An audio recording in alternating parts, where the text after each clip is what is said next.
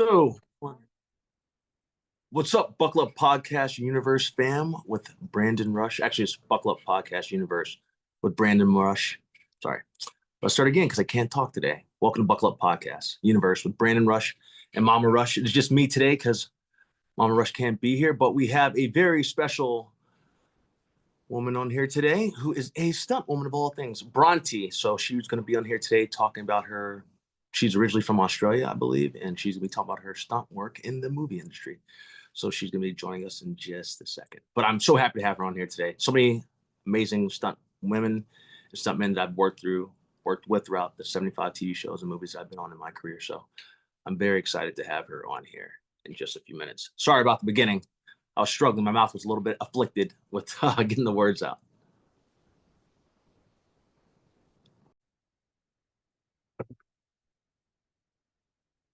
See here.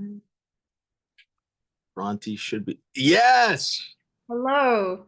Bronte, how are you doing? I'm good. How are you? I'm doing well. Love the accent, by the way. Thank you very much. Uh, Thank you so much for coming on the Buckle Up Podcast today. I did let me hit record real quick. I think I hit record, but I want to make sure. Okay. Yeah, I got it. Bronte, thank you for coming on Buckle Up Podcast Universe with Brandon Rush, but my mom's not here. She's on a little bit of vacation today, so it's gonna be just me. So I'm excited to have you on here. Thank you so much for making the time. Hey, it's good to actually chat, and I'm sorry that I can't meet your mum today. Would have been great to meet mum as well. Oh yeah, well you know you're gonna have to. She has a lot, like she has a load of questions for you, so you're gonna have to come on one more time, or at least whenever you want actually. But you're gonna have to come back on so you can meet her too. Oh, awesome. That sounds great. Yeah, so it's nice to officially meet you too. I know that we've been like, I think you were in Atlanta one point when I was in Atlanta. I missed you there. Was I right or wrong? Yeah. I've been keeping up with like Instagram and seeing like you're jetting all over the place and like yeah. I've been back and forth to Atlanta a lot, especially last year. I think it was like 3-4 times I was out there. Okay. What were you working on when you were out there, by the way? Are you allowed to say it? Yeah, I was helping out with like there was one proof of concept, there was a music video, and then there was also just there was another fight. We filmed lots of fight concepts, and then I was also out there working on a movie in the later half of the year, but I can't talk about that one. Oh yeah, no, it's all good. I have an idea what it is because I work in Atlanta a lot, so I think I know what it is. But so I had a couple. So Bronte, first off, you are a stunt woman. Yes, I am a stunt woman. And then you're originally from.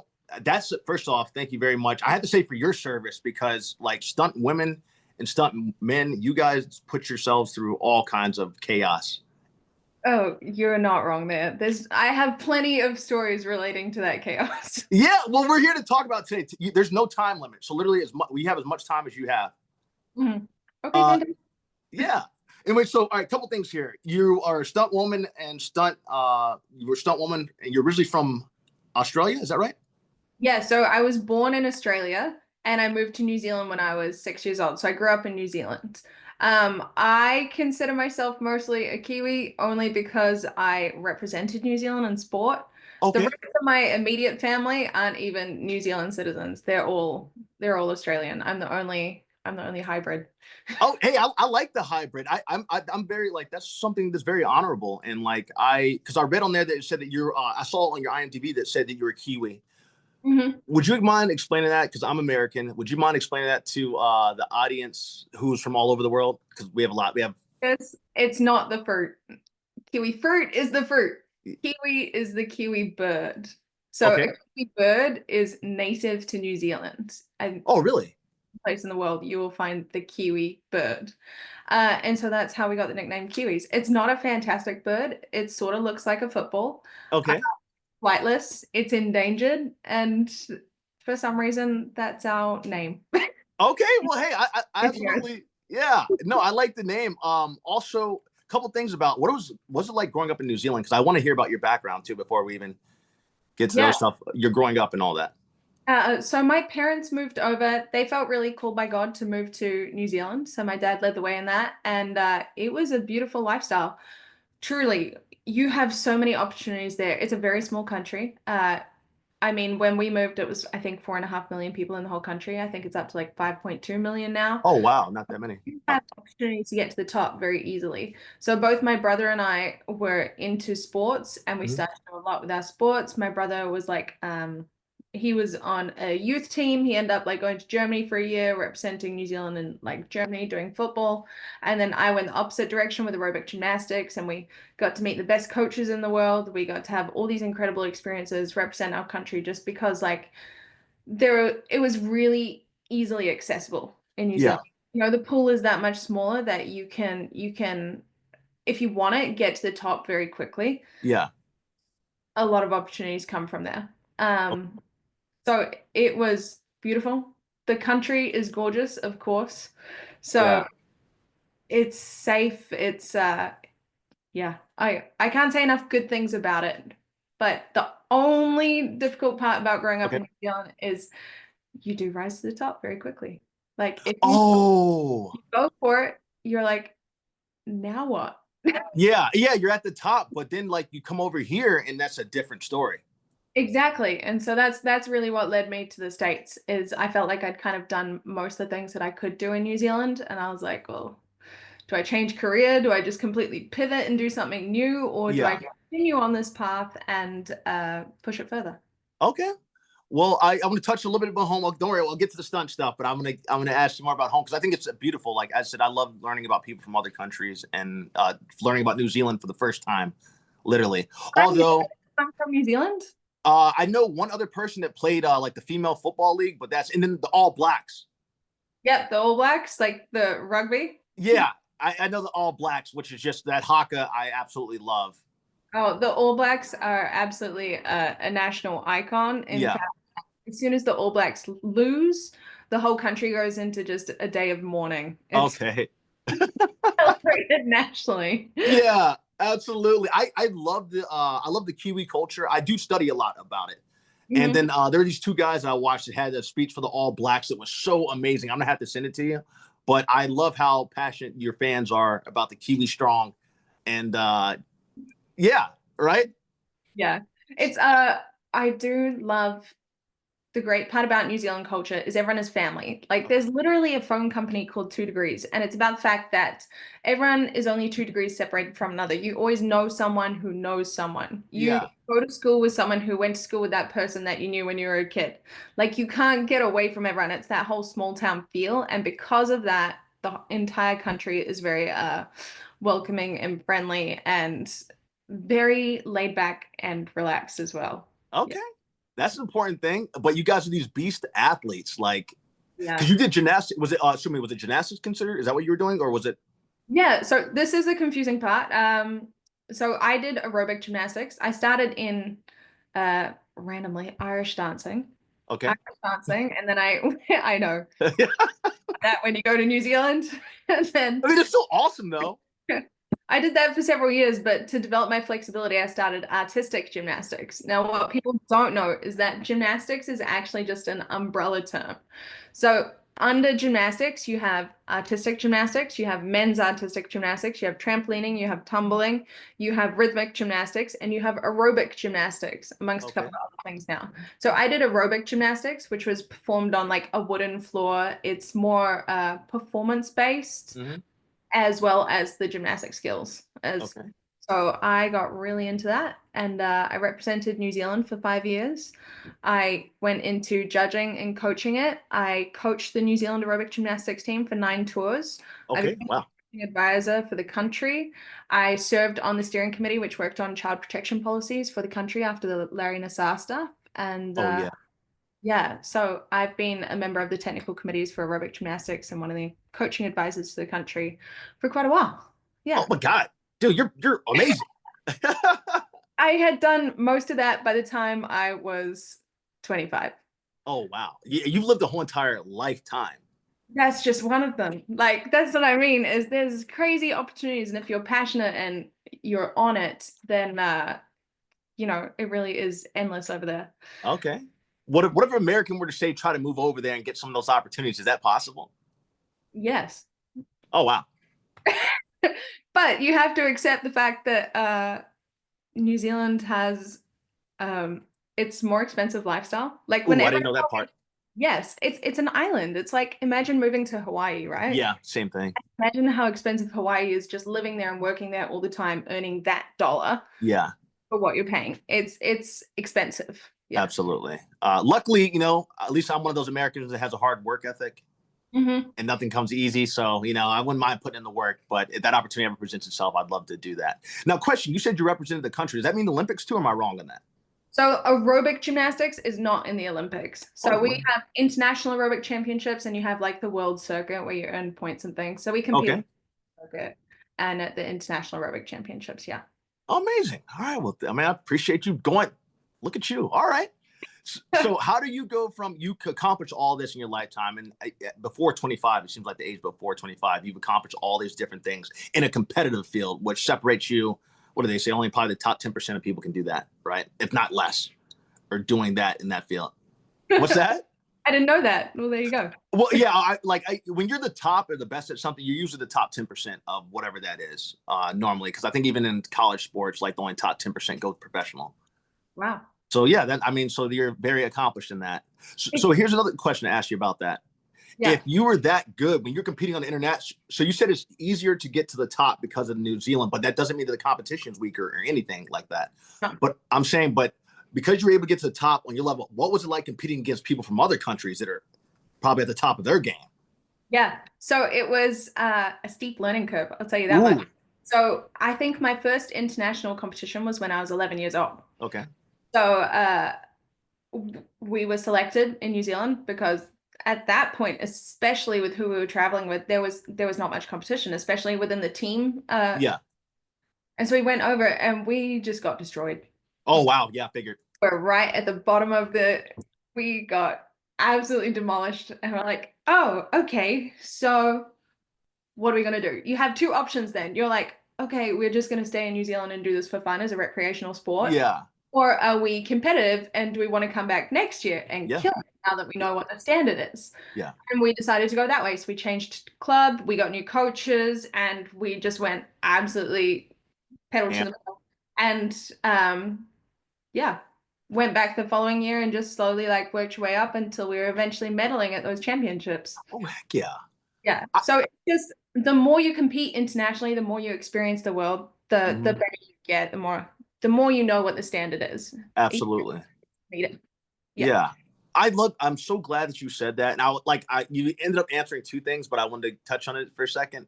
I love the fact that you said, hey, that you got to the top very fast, but when you guys went international, you kind of got smoked a little bit, but you had a decision. Sometimes we all in lifetime, a lot of people get their, you're always you learn more lessons in lifetime sometimes by losing than you do by winning. Because you guys had that winning mentality at first and not knowing, going to international competition, that then showed you guys like, hold on a second, these people around the world are next level, but we're not going to stay here and be, these people from Kiwi. We're going to be like, we're going to be just as good as them. And we're going to work our butts off as long as it takes, or what we're going to do, whatever it takes. You decide that mentality that you would do whatever it takes to get to that competing level and then find to compete. I absolutely love that because that also translates to life. Where go ahead. Sorry, I didn't mean to say that. No, it absolutely does. Even like in this career, especially, yes, there is constantly like you're losing every day. Yeah. Depends how you think of it, but like there's always like knocks in this industry. So it's like, well, what are you gonna do about it? You have a choice every time. Yeah. You're absolutely right. And with that, because I played sports, I played football. And so I like American football. Sorry. Yeah.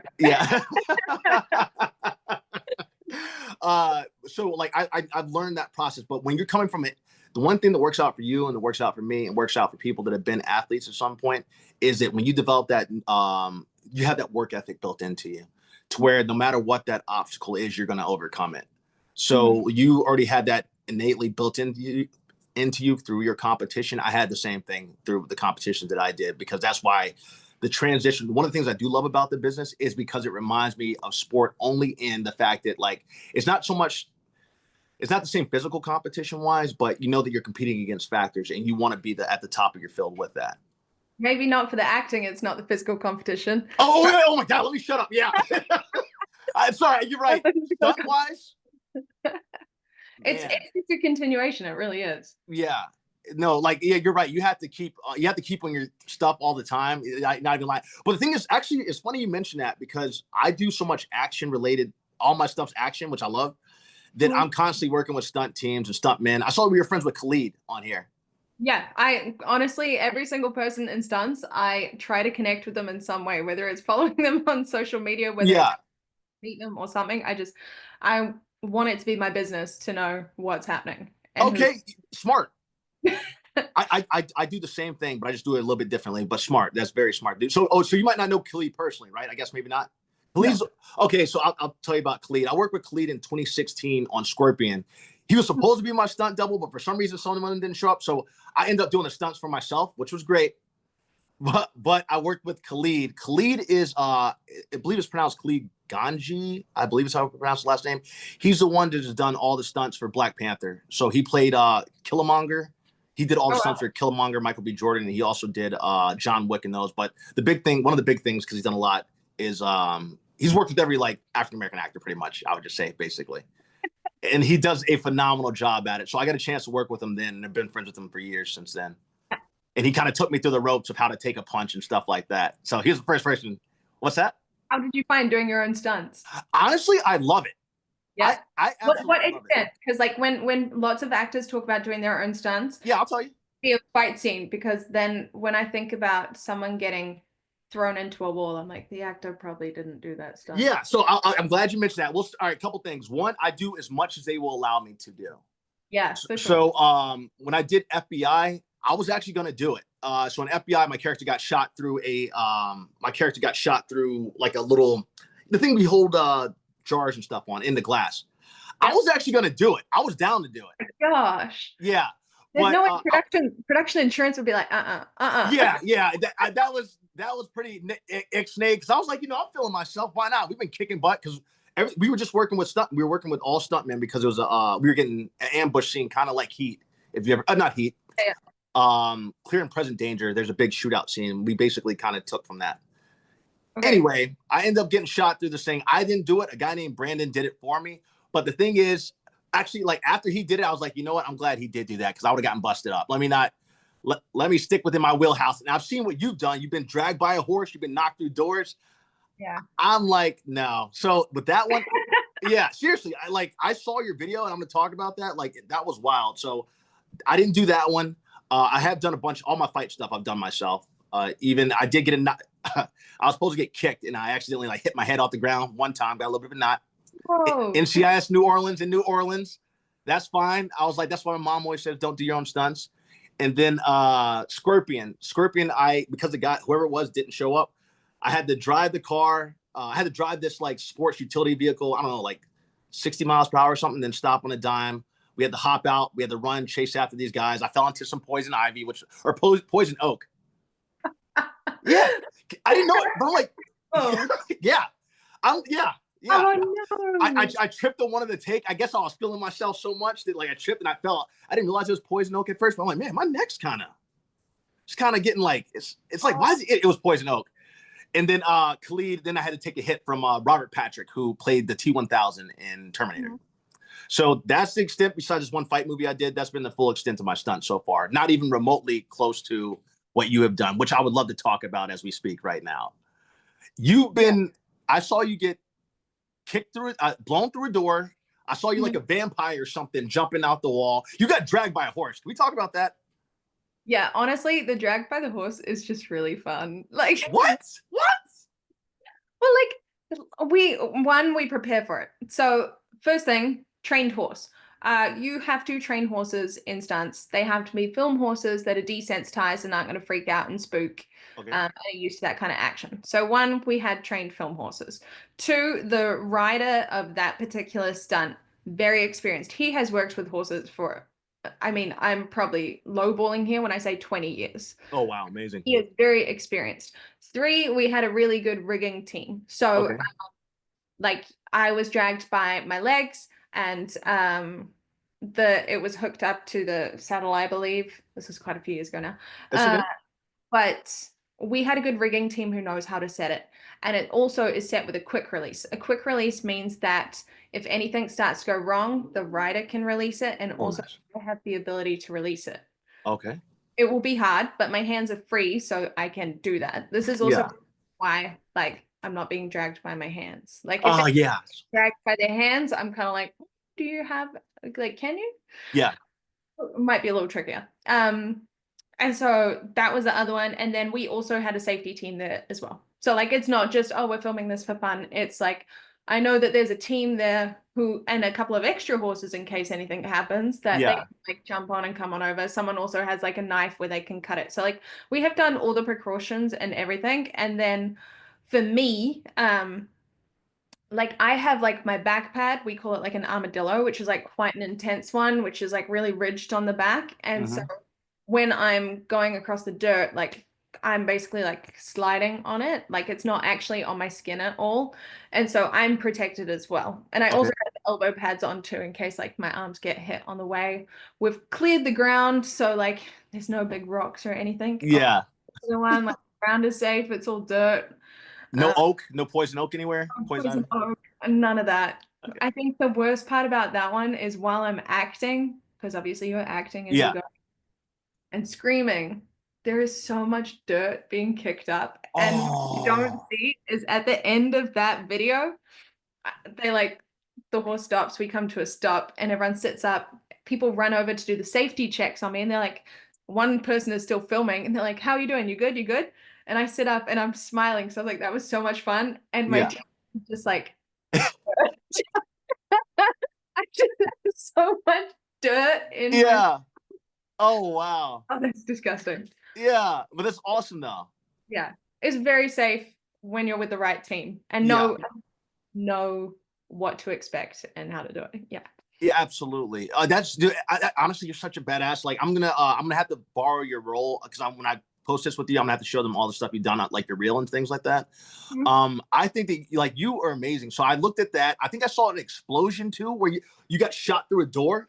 Yeah. So actually, this this is a good little segue right here because this is one of my first jobs in the Okay, industry. yeah, because I don't know how you got in that too. Yeah. So New Zealand stunt industry was booming. I don't even know how many TV shows were going on at the time. And I had started stunt training. Um, I had like a 6 month gap between finishing my undergraduate degree and starting my postgraduate degree. Oh, And yeah, I don't know. scoot over that, please. So where'd you go to college and what was your degree in? Please don't at least touch it if you're gonna say it right now, because that. I went to the University of Auckland, and so that's not the capital, but it's the biggest city in New Zealand. Okay. And I did my undergraduate degree. I got a Bachelor of Science in Psychology, and I got a Oh wow. double major in criminology and sociology. So I triple majored my undergrad, and then I went to postgrad and I got first class, first degree criminology. And I got scholarships through my master's, but I actually turned it down for the following season of this show that I'll tell you about. Okay, yeah, I got you. You're gonna be like I don't know what the detectives or FBI would be over there considered. Was that what you're looking for I doing? was looking at that initially, but then like I know to become a detective, you have to work as a frontline police officer. And I was like, I don't really know if I want to. Mm-mm, no, you're So I good. was looking at criminal rehabilitation or even going into like criminal justice sector and politics to try and change the system a little bit. Okay, but you had greater plans. I think God had greater plans. I had zero Amen. Amen. Amen. intention for stunts. Oh, This is really? where I ended up. I didn't know it was a thing. I truly didn't know stunts was a thing growing up. Like I did my sports, I did my thing. I think you go to university, you get married, you have kids, you get a job. That's life. Yeah. I didn't know you could do movies. I grew up Yeah. in New Zealand. It's not what I think of, you know? It's a very Yeah.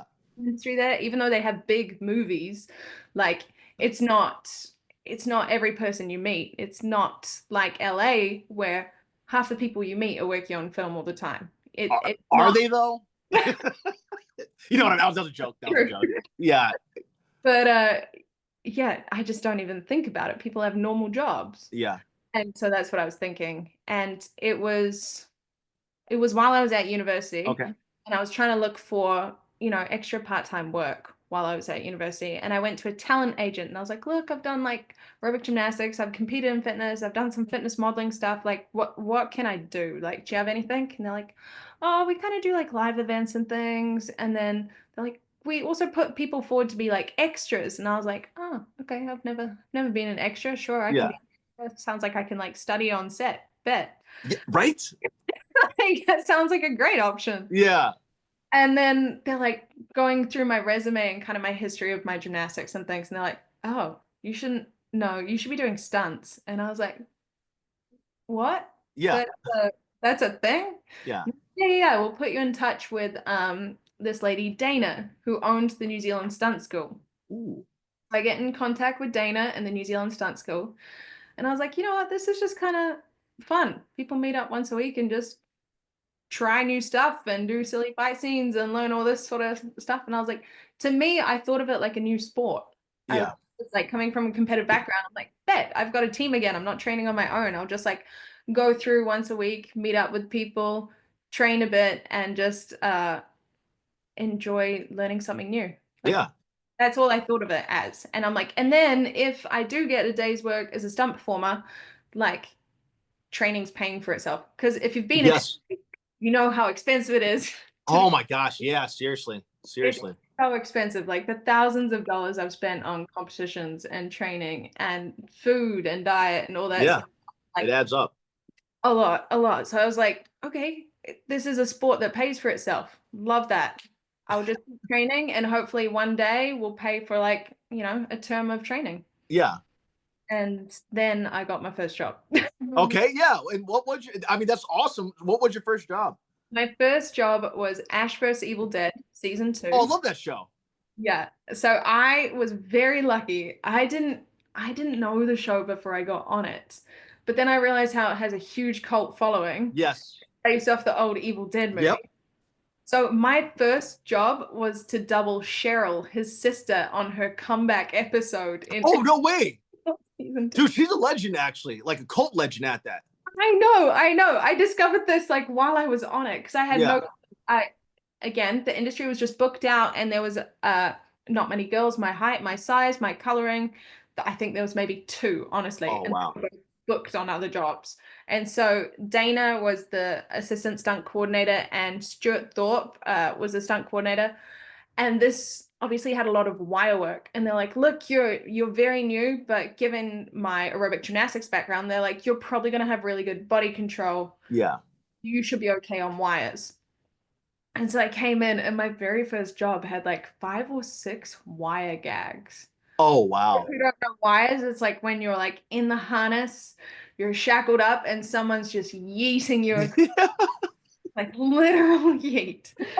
And so it was one of those moments where it's like, if I can survive this, You can survive. Yeah. Oh, yeah. then I've made it. Like then Yeah. but after this experience, if I'm like, Yeah. You then find out. yeah. So I ended up loving it. Yeah.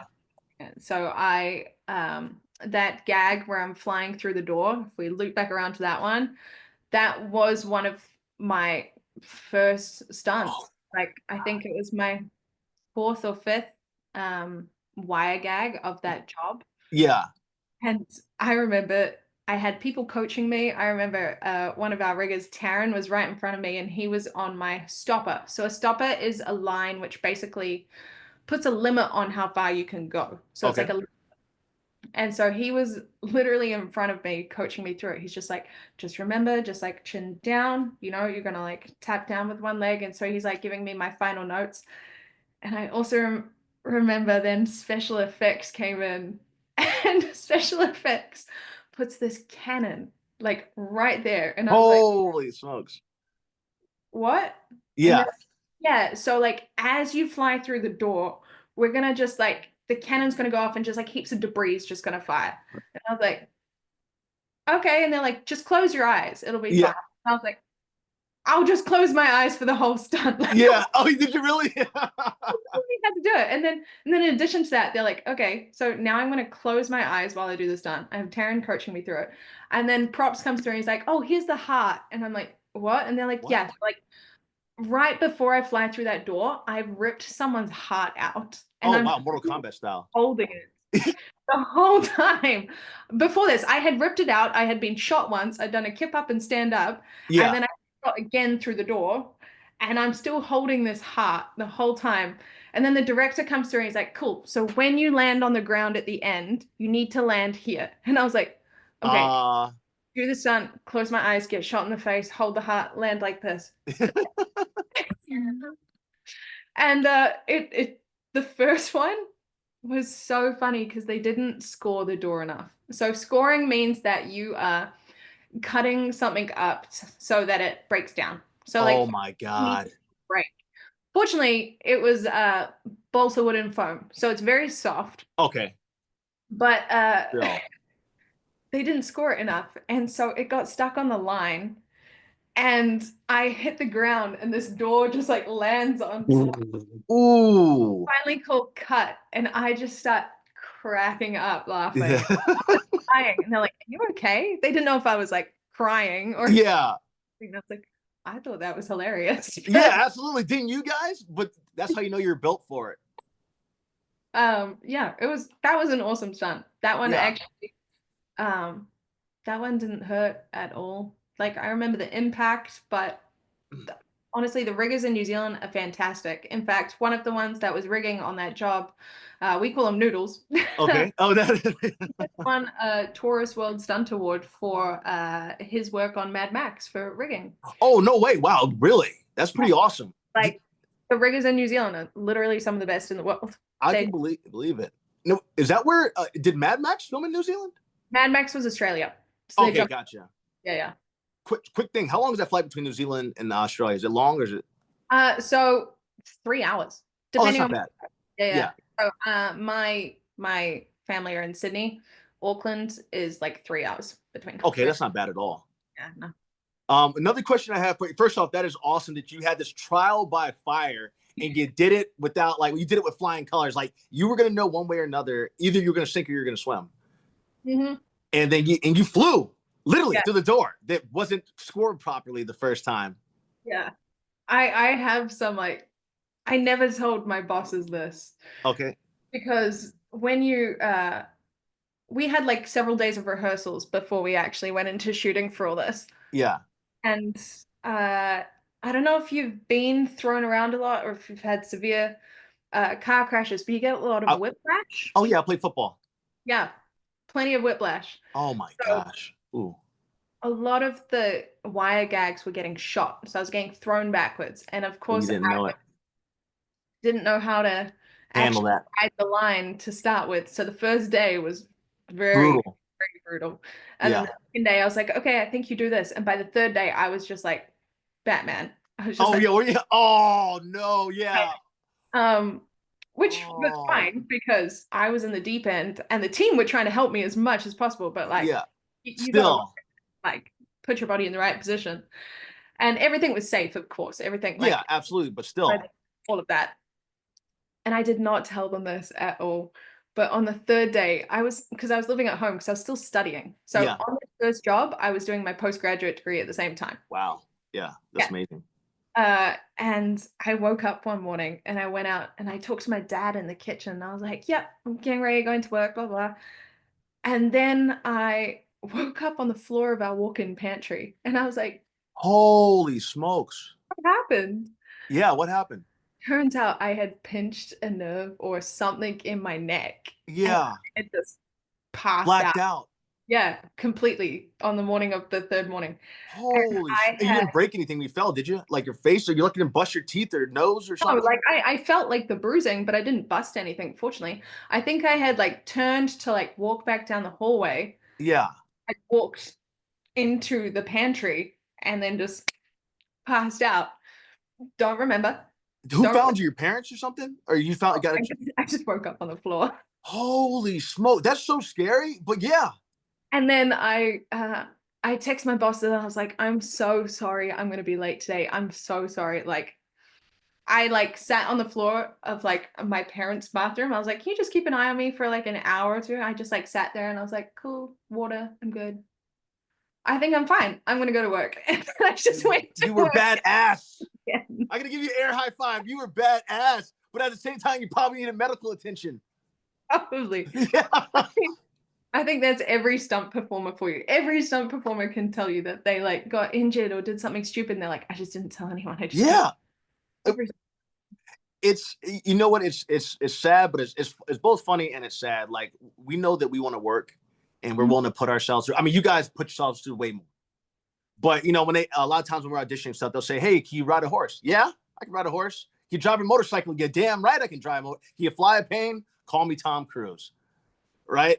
And then you have to learn it by the time you get there, or most Sometimes of you the get there. time you do it on the spot, which most Yeah. of the time it's you're figuring it out on the spot. Yeah. So, but it's like it's the sacrifices that you've made, that stunt women and men have made, to do what you do, which is I commend you. Like that's, I mean, that's absolutely, it's terrifying that you passed out, and that means you probably did need medical attention, but you knew this was your opportunity, to your first big gig. That was exactly it. It was the fear of being replaced as Yep. soon as I just like I only just stepped in the door and I'm like, Yeah. oh, I cannot have anyone take this away from me. Like I have to go and take it. Like I will just be smarter, look after myself, do all the as an athlete what you have to do Yeah. to recover and rest. And I'm like, I knew that rest was coming. So I was Yeah. like, I could just push through. You'd be Like I fine. know that today isn't going to be as bad. There's not going to be as much because they've already wrecked me for a full week. Yeah. So like I know what's happening, so I can look after myself a bit more and I can rest and recover. Uh, Absolutely. that But was fun. Bronte, I think that's amazing. My first story of me doing my first big gig was Criminal Minds. I had Mhm. food poisoning. I was up all night and throwing up everywhere. I was about to throw up on set. Like literally at one Oh, point, my mouth was watering, and mhm. one of the actors' phones went off, and I was doing my lines. I'm like, oh my gosh, guys! There was a trash can right there in case I needed to throw up, but I was dead to rights, sick as a dog. People were like, man, you look really thin there. I'm like, because I was dying on the inside from food poisoning. That's hard to push through. That's really hard. Yeah, but as you said though, it's that opportunity and it's that fear of getting replaced. This is the biggest moment of my life right at that moment. I have to do it. You have to push through it, but that speaks to your character, that speaks to your will to overcome obstacles no matter what. So I think that's awesome that you did that. Three other things. I know you probably got limited time, so sorry. I'm loving talking to you. I want to make sure we hit the things. You did Accountant 2, which is amazing. You did Avatar and Rings of Power. If you can hit those three, because I know you're probably limited on time. So Okay, so let's work back. I did Avatar 2. I did that in New Zealand. okay. So local contract, and I was Edie Falco's stunt double. Oh, nice. Yeah, so they bleached my hair blonde. I did the whole thing. I was working for Garrett Warren. Again, actually, Stuart Thorpe as well was our local coordinator. He's the guy that Okay. employed me ever. So cool to work for him again. And yeah, that was a whole crazy experience. Working with James Cameron. Yeah. Wow. How awesome is that? He knows more than every single department head. Really? Like watching him go around and talking to each department head and be like, you should be doing this, this, this, and this. I'm like, Man. like how?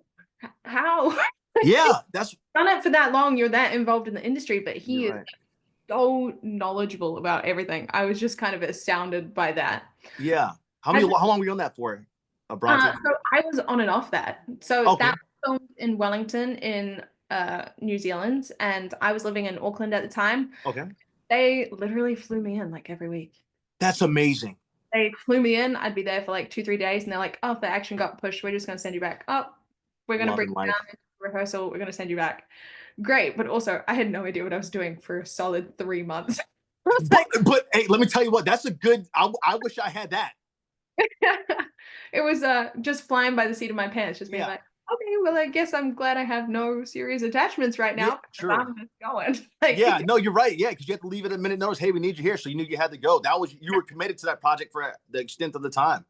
yeah. And Edie was absolutely awesome to work with. She was great. And then yeah, it was interesting doing the combination between motion capture and live action because quite a lot of Ooh, the motion capture for Avatar 2 is actually filmed here in LA. really? Yeah, so a lot of the people that worked on the production, I'm like, we've worked on the same movie and I've never met you. Yeah. So they did a lot of the motion capture here, but when we're in New Zealand, like for example, everyone's like, "Oh, which blue person was you?" I was not a blue person. I was Edie Falco, who was like the Navy, like should Navy or Marines. yeah. She's like telling everyone what to do. She's a boss. And so what we did was to track our movement, we had our motion capture suit throughout our costume. Really? Interesting. Yeah, we're filming the live action. So I'm in full costume, but then addition to that, I also am hooked up to a battery pack and have this motion capture suit through it. So we're doing Yeah. things at the same time and we're shooting on the stage, but the stage is within the volume. Yeah. Volume is the motion capture space. Hmm. And so still every day I would have to go through, it was bizarre. I would have to go through wardrobe and makeup and then also have to go to the motion Motion capture. capture people. Yeah. And yeah, and then do all your T poses, all that sort of stuff, and then actually go into the space to do the stunts after that, and then again to motion capture and then be able to get processed out. Yeah. And some of the scenes were really difficult. So the live action was hard to film because there was people walking around with like the digital screen because they had already mapped so much the Oh. world. Yeah. And so we would film a take and they're like, you can't stand there. And I'm like, what do you mean I can't stand here? They're like, Because there's a tree or something. yeah, there's actually someone there already. Like they're Okay. looking at like the screen and like there's an avatar right there. So we would have we called them the troop and they would be in blue suits and things and they would be like, actually, there's someone right here in the digital world that has already been mapped. Okay. We're trying to put the live action on top of the digital world instead of Wow. filming the live action and then doing the digital Yeah. the other way around. And so like there was a lot of takes because like I'll it bet. looked great and everything would be an awesome shot, but you're like, oh, we screwed it up because Wrong. that's wrong. And so Yeah. some of the things we did were very repetitive, very particular, but a crazy cool experience. Like Yeah. I've never done a production like it. Yeah, I would assume so. Everything you just said, just there alone, is blowing my mind because I haven't been a part. I've been a part of big things, but nothing on that scale. Yeah. So that's like crazy to hear you say the fact that you had to worry about spatial awareness within the world that you're not able to actually physically see. Yes, and that was the crazy thing is we didn't know what we were seeing. So I Yeah. remember Jim coming onto set one time and being like, "What are you guys looking at? It's right there." And I'm like, "What's right there? What am I looking at?" And then because he knows the world so well and he Yeah. knows every creature in the world, and I'm like, I haven't even read the script. It's so confidential. Sometimes I would turn up and be like, "Are we shooting movie 2 or 3? I don't know. No one's giving Yeah. me. I don't know what's happening right now." Yeah. And so like I would turn up and the PA would come up. Oh no, the assistant director, and they'd be like, "Cool, so you know what's happening?" And I'm like, No. "Not at Yeah. all." And Absolutely. they're like, "Oh no, he's gonna be here in 5 minutes." And I was like, "Okay, great. He's gonna Yeah. be here in 5 minutes." So Then what? Like, yeah, and they're like, "Well, you need to rehearse the whole scene. Like, we need you to do the scene." So you have to know what's going to be happening. I basically had to be stand-in slash stunt double for Edie Holy smokes. Yeah. because our costume was like custom made and fit. And it was, how much? What is it? I think it was like 45, 50 pounds. Oh, that's how heavy it was with all the stuff That's on. how heavy the costume That's was. a heavy motion. Oh, was it? I think I saw you with the robot thing on. Did you have the robot thing on too? Yes. So the Man. robot suit, and they only built the top half. So the whole point of those robot suits is like the bottom half is meant to stabilize the top. So you're not actually carrying it. Yeah. I was carrying it because we don't have the bottom half because that's all motion capture. Oh, not motion, Yeah. or like CG. And so then I would have the ADs giving me lines and being like, learn these lines now because you're rehearsing the scene in 5 minutes. And I'm like, wait, Man. rehearsing the scene for James Cameron and Yeah. One of the best, greatest directors of all time. Yeah. you want me just to I Right. don't know this world, I don't know this character, I have to learn these lines in 5 minutes and Yeah. I'm also rehearsing, like I had to rehearse the scene with Stephen Lang, and like do the whole walkthrough and time it out with him as well because Yeah. like, we just couldn't have anyone else in this 50-pound costume. Yeah. Besides you, that's a lot. Like it was a lot. Yeah. There was one time I stood there, I think, while they were trying to line up and set things up for 3 hours. You had the whole costume on too, dude. That your lower back must have been humming. I was very sore. Yeah. And like I remember one of the because it was made by Weta. And like it looked incredible. Like it Yeah. was great. It looked incredible, looked realistic. It was the absolute part. And they came up and they were sort of looking at me and they're like, yeah, we're really glad we went with that. Like we had this option to go for I don't even remember the like actual metal they were using, but like we had the option for this lighter metal, but we chose this one because it looked better. And I was just looking at Thank him. you. I you have Bronte, that's what, no idea. yeah. You know, that's what I feel you on that. I know exactly what you like. You're a trooper.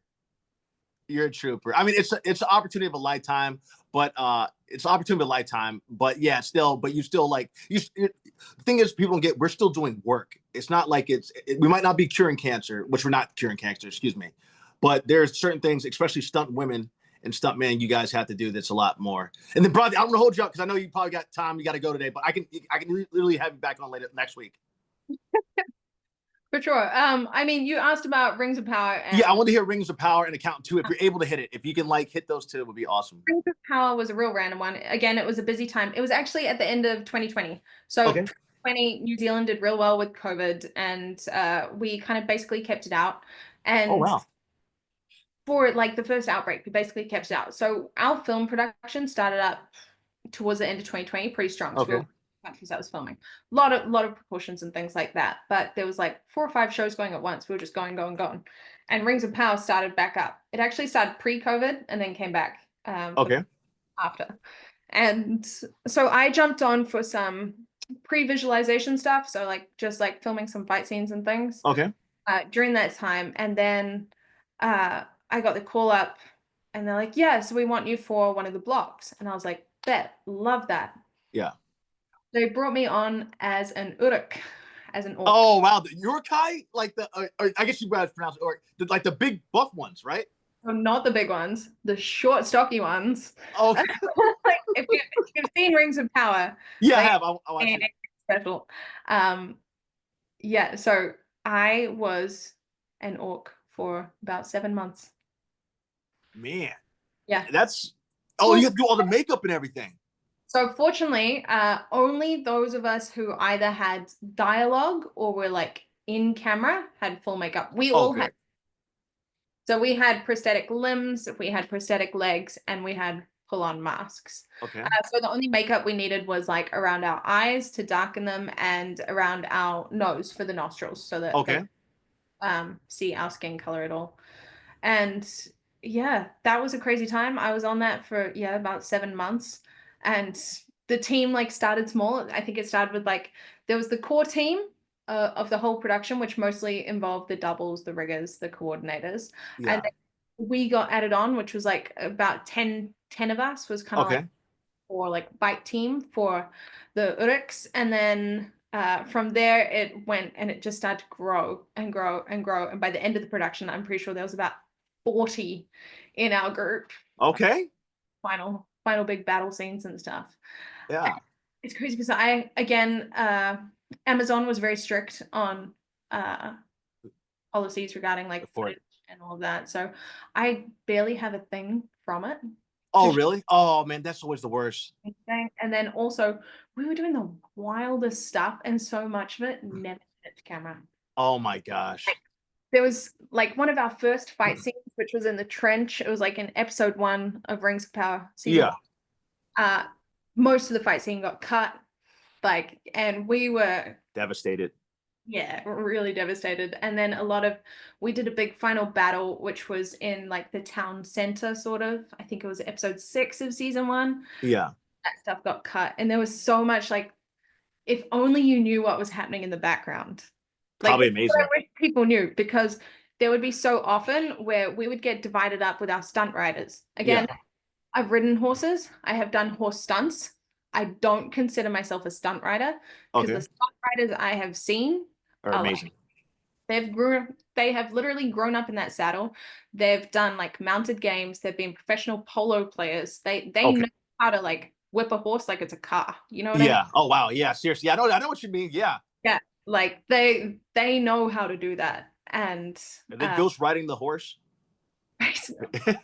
we used to Yeah. talk about the horses as if Oh they were carts. We're gonna like, you're gonna whip it in here, you're gonna like pull a donut, and then like you're gonna wheel out that way. Like you would talk that way about the horses, yeah. and they would ride them. But the stuff that would go on, they'd be like, okay, we need background action. So yeah. you horse, and then they would send 2 or 3 of us over there. Go do something. Go fill that space. They would just be like, go, you're over there, you're over there, you're over there. So then we're kind of coming up with our own little scenes and like trying to cross, and like it was chaos. Yeah. Only you knew what was happening in the background. Like, Yeah. it was gnarly, but there was one time when like there was a whole vignette where like a horse came in and it would like fight one person and then it would keep coming around, and it literally, the rider whipped the tail of the horse and I like just ate it. I just like was like on purpose, like I just ran straight into it and just like got hit by the horse's ass and got sent flying. Yeah. None of Not on that. camera. Bronte, can I ask you a question? I know this, so you should know this too. I am always aware where that camera is. If that I am always paying attention to where that camera is. No, so we are on I should specify, we are on camera. Oh, okay. It just was edited out. It got all cut in the edit. Dude, oh my gosh. I love editors, but man, they like, I love editors, but man, I've had stuff edited out that I'm like, oh my God. Yeah. I need that. The most, like, all the big stuff we did in Rings on that season, I feel like there was like only a handful that made it in the edit. That's heartbreaking. It really is devastating. There was one where we were basically blind. It was like the horses were stampeding and we are jumping over a wall and we're all going through the stampede of horses and eventually taken out and thrown to a side. Swear to God, I almost died on that one. Oh, wow. I'm not laughing at it. I'm just like the way you explained it. You get killed and you like roll to a side to like make way for the stampeding horses, but there's still people jumping over the wall. The problem with horses is they get spooked. Yeah. Someone jumps over the wall, the horse gets spooked and it steps. And there was one where I was laying on the ground. I'm literally like spooning my friend who's pushed against the wall, and I'm trying to them. And I just see this horse's hoof just like right by my waist, just and oh yeah, seriously. like there was plenty of stuff like that. I'm like, you don't see what's going on. Like you see like a little flick, like 2 seconds of like energy, and then it's gone. Like, you don't actually see the danger. You don't see the craziness, the chaos. But Rings of Power was crazy fun. Fantastic crew. And actually, one of my favorite things about that is I started to find more and more Christians on set. Oh, that's a good thing. That's rare. It's kind of rare, but it's good too. I love it when I find Christians on set too. It was amazing, especially as the stunt team grew, and I realized how much we end up having like a small group and a little Bible study. Nice. One time, like hey, perfect. like, hey, let's meet up early. Let's go have like a little Bible study and stuff. And so that was a really cool experience to bring. Absolutely. And I bet you, I just got to say this because I'm glad you mentioned the Christianity thing and the Bible study group. You don't know, that was God keeping you from getting stepped on by that horse. Yeah. How many times you could have gotten taken out, but you know that having that faith and that being there's that angel like, oop, not today. Honestly, that's all it could have been, because there was that was close. That was my entire And thank you, baby Jesus. I appreciate it. You know? There was so many times on that job where we're like, you know what, these horses are a little, they're not feeling it today. So guys, we're just not going to die today. We're just going to take it and we're just going to cut the horse. Run away. We're gonna not hit the ground and be under its hooves. That's very smart to do. That's very smart to do. So I also want to say 2 things. One, I know you're about. I want to make sure you get it. One, that video I saw, the Dick Wolf, not Dick Wolf. It was Wolf Stunts. That video is so awesome. Thank you so much. So awesome. Thank you. You are a star. That actually came about from The Accountant too. Okay. Oh, did it really? Yeah. So I was on The Accountant too, and David Conk was the fight choreographer. Yeah. And basically the whole job, we were just talking about like how it would be cool to just do something. And I had never really had the opportunity to lead any fights. Like I've done lots of little fight practices and things, but I haven't had the opportunity to like star in much. And I was like, I really want to do that. And he was down with it. He's like, I haven't shot a fight in forever, so I'd be down to actually shoot something. Because he's done a lot. If you look at the Wolf Stunts channel, like I'm gonna go check it out. Yeah, if you look at the Wolf Stunts YouTube channel, like there's a lot of fights and some really amazing concepts with his team. Okay, they're awesome. And so are you. Like, I saw that and I was like, holy smoke, she's coming on today. Yeah, I was pretty excited about it. We filmed that, so it was like literally we finished The Accountant, Okay. um, and I think that following week even, like we wrapped out that week and then flew to Atlanta because that was when the first job popped up with there was like proof of concept that we were shooting and Yeah. and then I also had a couple of other connections that I was catching up with and shooting some other things out there. So it's kind of like my working holiday, I guess. Okay. Yeah. I mean, it's a Holiday nice working holiday. Yeah. and so we shot that like literally as soon as we wrapped on Accountant because we'd been working together for those 3-4 months. Yeah. That was so that honestly, like Bronte, like you're a star. I kid you not. Like that alone, like you should be working everywhere. Anyone that sees that, because I'm gonna have to borrow that to put on my for your stuff when I do it. That Mhm. thing was so amazing. Like I was I don't even know. I think I'm even speechless on the words. That was next level. Wow. Thank you. It really was. I think being the athlete and being the uh I guess the performer I am, it's the whole thing of like next, next, next, and you never take the time to like actually uh I never give myself flowers. You know what I mean? Like Yeah, it's a champion. It's a champion. You're right. I have it too. It's a champion mentality. Once you've gotten that one win, after you do that one job, you're ready for the next because you're ready to go because you want that same feeling to keep going because you're a winner. yeah, it's it was really fun. It was a good challenge. I would love to do that more. That was a large reason of why I wanted to do it as well. It's like I want to be seen in that light. It's creating Yeah. the opportunity for yourself, right? Yeah, It's absolutely. I don't just goon. I'm not just Uruk number 7. Yeah, yeah. I'm You pool boy know what number I six mean? over here. Yeah, Like, like I can do other things. Like I yeah. can lead fight thing, and I hadn't really had the opportunity to lead a fight until it came to The Accountant, actually. And I think it was really through um, Vlad Rimberg really got me in. He put me forward for it because I'd known him on and off for a few Okay. through his training. 'Cause, Yeah. yeah, and so he has seen me training for years, put me forward for the job. I auditioned, ended up getting the job. Heck yeah. Became my first like big lead role. Like I've doubled a lot, but it's always like doubling number 3, number 6, number 10, Yeah. and like basically one of the lead females in the production with the most fights and action scenes. I've never had that opportunity. For And accountant too, right? yeah, the accountant too. So this was absolutely huge for me. Yeah. And it And really, bravo too, by the way. I just have to say, like, bravo. Like you earned it. You paid you earned it. oh my gosh, I just You've even earned it. that job alone, like I got I'm sure Vlad won't mind me saying this, but so I got the job and I had done like the first 3 days of pre-production where we're doing the pre-visualization. Yeah. And I remember Vlad called me. I got home, it was a Friday night, and Vlad called me, and we had spent the first day shooting the fight. So if you haven't seen the movie, it's the big fight at the end between the girls. Okay. Now, we choreographed it for a couple of days, and then it was the first day of shooting it. So we had someone else in, another one of the girls had come in to finally shoot it with us. And we're going through it, and I thought I was following the direction that he wanted, but I obviously wasn't translating what he wanted correctly. Yeah. He called me that night and he's like, that wasn't it. If you don't change, we'll replace you.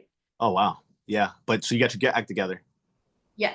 And I was like, oh my gosh, I cannot lose this opportunity. Yeah. Also, at the same time, I was very grateful because I'm like, it's not often you get the phone call saying you could get replaced. Yeah. Like, they just do it. And Yeah. that's it. You've missed your opportunity. So Yeah. I'm like, great. Okay. Really, really hard to hear. Yeah. Obviously from someone you admire and you're working for. But then I was like, okay, what do I do? I was still sitting in my car. I had just gotten home from work and I just sat like was still in my car when I got this phone call and I was like, I guess I'm going to the gym. And then I just reversed my car. I went straight to the gym. And Okay. To practice more or what? Or just work on the yes, choreography? absolutely. Absolutely. Yes. So I spent another 2-3 hours at the gym that night. And then I was already messaging a whole bunch of people. I organized my friends to train with me that following morning to rehearse the choreography to see what I Yeah. was going to film it the same way that Vlad was shooting it.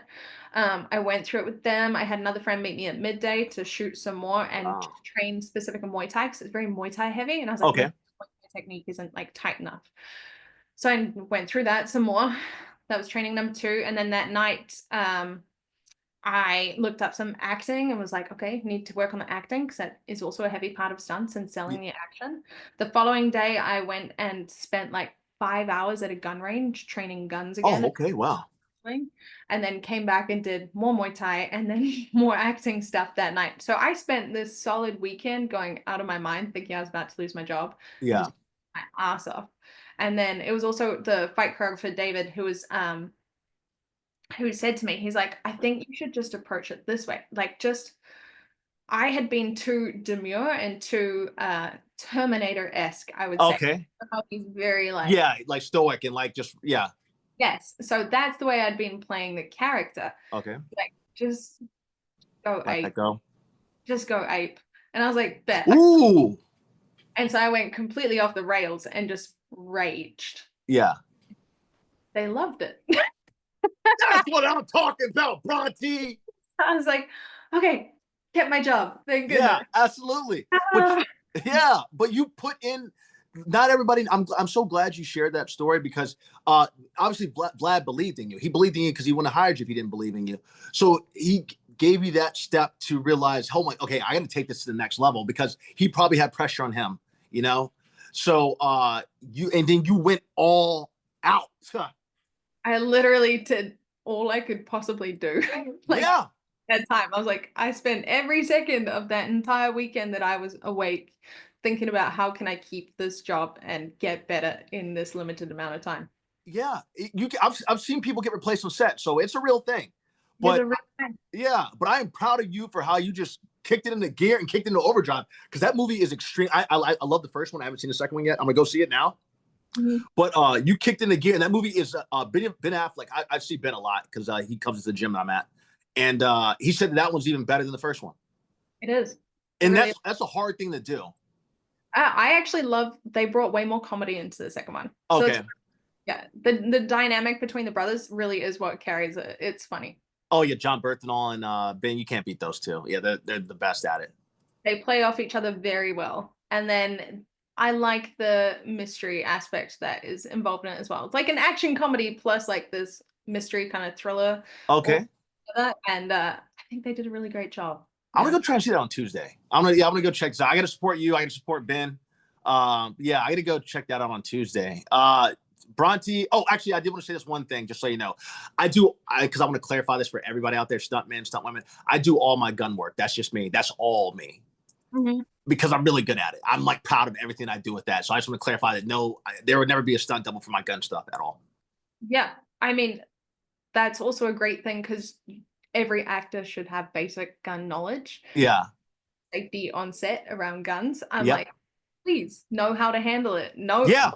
when it's loaded or in the safety zone. Like you shouldn't rely on your stunt double Yeah. to know if the safety is on the gun. Yeah, absolutely. All the gun, every single bit of gun stuff. No, there's been no no stuntman has ever doubled for me. That's all me. I'm proud of all my stunt with the gun stuff. I am beyond proud of it. And talk about footage getting cut. Some of my power footage got cut, which breaks my heart. But the Hey, director, what's get that? it? Can you talk to the DIT? I talked to the director. Yeah? And because the director had me looking like I did all my amazing gun stuff in power. And the director's just like, Brandon, dude, I can't even get the footage for you. And I'm like, oh my gosh. So, but look, Bronte, I know you had limited time today. You're gonna have to come back because you got to meet mom because there's so much more that I want to talk about. But I just want to establish you here. You're amazing. I'm so glad to finally meet you. Great to meet you as well. Yeah, and thank you so much for your time. But I said I'm gonna have to have you back soon because my mom's gonna have a million questions after she sees this. Okay. Thank you so much for bringing me on. Yeah, Appreciate it. thank you for being here. And then Bronte, say your whole entire name. Pronounce your whole entire name. Bronte Coluccio. I like it. It sounds Italian, but it might not be. It is Italian. Okay, there we go. I feel better then. Italian. All right. Well, Bronte, thank you so much. I'll get this back to you within 48 hours. Actually, less than that. It'd be like actually probably in 3 hours. But when I post it on Instagram, it'd be cut up. That's going to take longer. That part takes longer because I release it purposely for a marketing perspective. I know how to do the marketing stuff for things. No, I totally understand that. Absolutely. Yeah. All right, Bronte. Well, look, thank you so much. You have a wonderful day. You've been an amazing guest. We always give everybody a round of applause. Your stories are so awesome. I can't wait to hear more of them. And my mom have a million questions for you. So, Bronte, thank you so much, my dear. What's that? Thank you. I said I have plenty more. Okay, yes, and we're gonna go down them. Bet. All right. I like you say bet too. You've been in the East Coast too long. All right, Bronte, I'll talk to you later, sweetie. Yeah. All right, bye.